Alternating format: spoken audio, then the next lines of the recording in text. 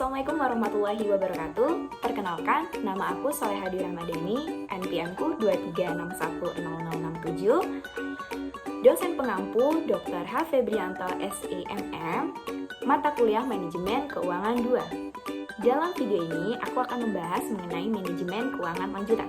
Apa aja sih kira-kira isinya? Oke, ayo kita ikutin bersama-sama.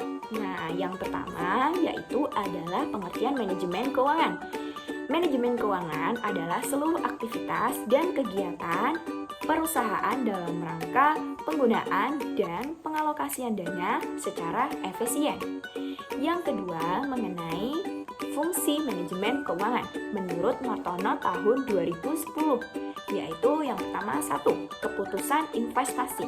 Keputusan investasi adalah keputusan terhadap aktiva apa yang akan dikelola oleh perusahaan.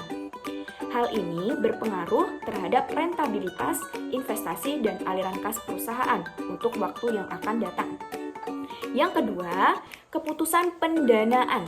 Keputusan pendanaan yang menitikberatkan pada dua hal. Apa aja itu?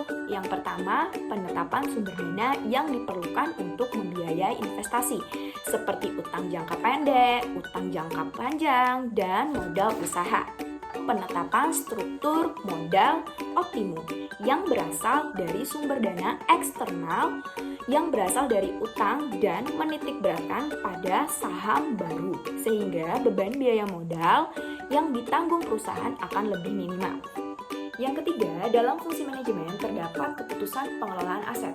Keputusan pengelolaan aset adalah manajer keuangan dan manajer lainnya dalam suatu perusahaan bertanggung jawab terhadap berbagai tingkatan operasi dari aset-aset yang ada. Pengalokasian dana yang digunakan untuk pengadaan dan pembatasan aset menjadi tanggung jawab manajer keuangan.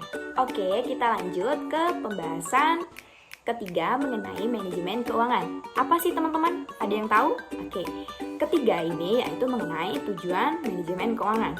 Yang pertama yaitu menurut Martono tahun 2010. Yang pertama yaitu mencapai atau memperoleh laba maksimal untuk kemakmuran pemilik perusahaan. Yang kedua, menjaga keseimbangan hidup. Yang ketiga, mencapai kesejahteraan masyarakat sebagai tanggung jawab sosial perusahaan. Yang keempat, pokok bahasan manajemen keuangan atau tema apa saja yang akan dibahas di dalam manajemen keuangan 2 ini atau manajemen keuangan lanjutan. Yang pertama adalah analisis struktur modal.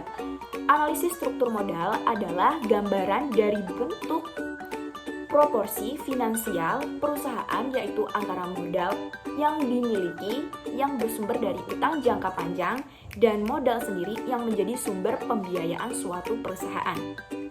Yang kedua, temanya yaitu mengenai kebijakan dividen. Kebijakan dividen adalah keputusan perusahaan untuk membagikan laba kepada pemegang saham atau menahannya sebagai laba ditahan. Yang ketiga yaitu analisis break-even point. Adalah analisis yang dilakukan untuk mengetahui titik impas atau titik keseimbangan antara pendapatan dan biaya perusahaan. Yang keempat, temanya yaitu analisis leverage, yaitu cara untuk mengukur perbandingan antara modal sendiri dan dana luar yang digunakan oleh perusahaan. Yang kelima, temanya yaitu analisis sumber dan penggunaan dana. Adalah laporan yang menunjukkan dari mana dana didapat dan untuk apa dana tersebut digunakan. Yang keenam, tema bahasan dalam manajemen keuangan yaitu ada merger dan restrukturisasi perusahaan. Merger adalah penggabungan dua perusahaan atau lebih menjadi satu identitas baru. Restrukturisasi adalah reorganisasi manajemen, keuangan, dan operasi perusahaan. Yang ketujuh, temanya yaitu pengantar pasar modal. Pengantar pasar modal adalah mempelajari tentang pasar modal, termasuk jenis aset, fungsi, dan manfaatnya. Yang kedelapan, temanya yaitu mengenai pengantar pasar uang. Apa sih pengantar pasar uang? Pengantar pasar uang adalah tempat bertemunya pihak yang ingin memberikan dana atau dua pihak yang ingin mempertemukan dan memberikan dana. Yang ke-9 temanya yaitu mengenai manajemen keuangan internasional.